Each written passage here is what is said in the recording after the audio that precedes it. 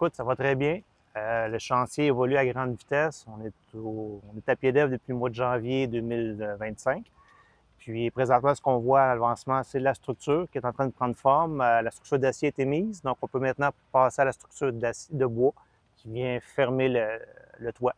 Fait qu'on est rendu à cette étape-là présentement. Donc l'objectif, c'est de fermer l'enveloppe le plus vite possible pour se protéger contre les intempéries cet hiver, puis enfin de travailler à l'intérieur du bâtiment. C'est un gros chantier, fait qu'il y a des étapes plus vite que d'autres, mais le tempo est soutenu. C'est ça qui est le fun avec l'entrepreneur, il est vraiment à son affaire. On a eu des petites surprises quand on a fait notre entrée électrique pour Hydro-Québec. Il y avait des surprises dans le terrain, mais à part de ça, le reste, on est dans les temps.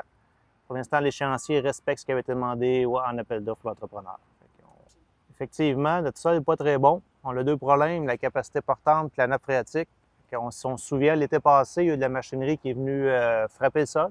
On a fait de la compaction dynamique. Fait que ça a permis de mettre en place le terrain pour que l'entrepreneur, quand il arrivait en janvier, soit prêt à travailler. Puis la nappe phréatique, la solution qu'on a trouvée pour résoudre le problème, c'est de faire un bâtiment qui va être plus haut. Donc, il ne faut pas que les gens se surprennent. Quand on va rentrer dans le bâtiment, il va falloir qu'on monte pour arriver au niveau de la plage plutôt que d'arriver au niveau du plancher ou du terrain fini. La piscine, maintenant, en partant, date des années 60. Fait que là, on fait un gros saut de 65 ans en 2025, même 26, 27 quand on va pouvoir l'ouvrir, mais c'est une piscine en céramique. Donc, l'étanchéité se fait en céramique avec toutes des membranes et tous des produits qui fait que ça permet de conserver l'eau. Le Réménard, c'est une piscine qui est en béton, peinturée en béton, tandis que là, c'est en céramique, autant la piscine que la plage, que tout ce qui est au pourtour. Toute la zone aquatique va être en céramique. C'est tout un contrat pour un céramiqueur.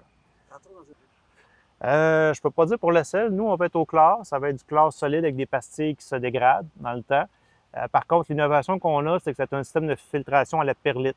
Habituellement, on voit des gros bassins de sable ou des billes de verre, comme on a souvent dans les piscines résidentielles. Mais là, c'est un système à la perlite qui est beaucoup plus compact et qui va faire beaucoup plus d'économie d'eau.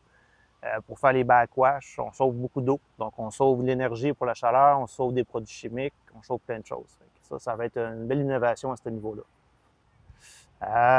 Écoute, c'est un projet d'une vie, c'est un projet monopolisant pour la ville. C'est une nouvelle infrastructure de loisirs là, que je pense que ça va nous faire rayonner vraiment à très long terme. Oh, ça va être beau. Le but, c'est d'ouvrir en 2027. L'entrepreneur doit nous le livrer début 27. On a toute une période là, de rodage, d'essayage. Il faut que les gens ont le loisir, les gens, au public, prennent possession du bâtiment, apprennent à s'en servir. Fait qu'on espère être en place là, dès le printemps. Puis ça va être grandiose. Et assurément pour les Jeux du Québec en 2029, on va être là.